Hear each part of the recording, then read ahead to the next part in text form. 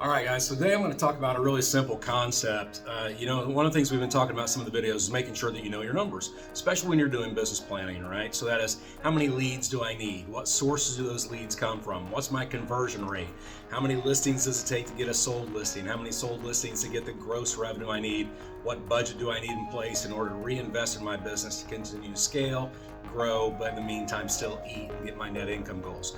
Well, today we're going to talk about a little exercise you can do called the gap analysis. So the gap analysis is important. I'm going to give you an example for right now. Let's say for a sphere of influence. Now, if you're running a well-oiled sphere of influence database, meaning you're marketing to it the way we coach you, which if you haven't seen that, make sure you check out our videos on how to really target your sphere of influence and get the great conversion rates that you need out of it. But if you're running a well-oiled sphere of influence, you're going to get anywhere between 10% and 20% return on that sphere, meaning for every 100 people you have in there, you should get approximately 10 deals a year. If you're really a master of it, maybe as many as 20. Like, I've got one of my former coaching clients who's doing great, love seeing all the success. He ran a database of roughly I'm not gonna say roughly, this was his database, it was 396 people. Out of those 396 people, he pretty much averaged 80 transactions a year. That's phenomenal. That's a 20% rate, guys. Most people that run a pretty good sphere of influence campaign get 10%. So let's do some simple math. Let's say you want 20 deals a year out of your sphere of influence. 20 deals. Okay, what that's gonna mean is if we use the 10% rule, because you're doing the marketing the way we coach you, if you're doing that, that means you need 200 people, right? So the gap analysis is really simple. It's just this. You're just going to figure out this three columns right here. You're just going to put in 3 columns, and you're going to figure out what you have now, how many people on the left that you have now, how many you need, and what the gap is, right? This is just a quick gap analysis. So if you have 120 people, but you need 200 people, your gap is what? Your gap is 80. Okay, you can do this for any lead source. You can do this for expires, FSBOs, farming campaigns, anything along that line to start figuring out where you're going to spend your money, where you're going to spend your time in order to get that return. Now, what you do is you take this gap and you figure out 2 questions: how and when. So how and when. So how am I going to fill that gap? What specific activities am I going to do to fill that gap to meet 80 more people and put them into my sphere of influence? And by when, right? We need to have accountability. We need to have a timeline. We need to have a measurable.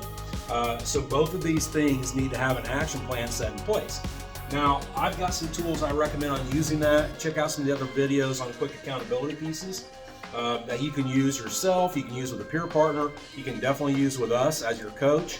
But look at your different avenues right now. So going into your business planning, do a quick gap analysis on your main lead sources. And also, I want you to do this. This is a complete sidebar. But when you're thinking about your lead generation sources, I want you to think about 2 or 3 main sources with this mindset.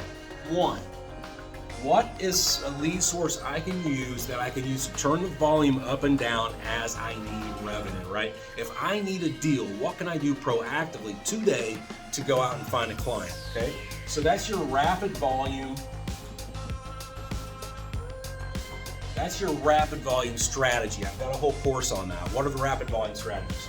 So watch those videos. The second one is what's your long-term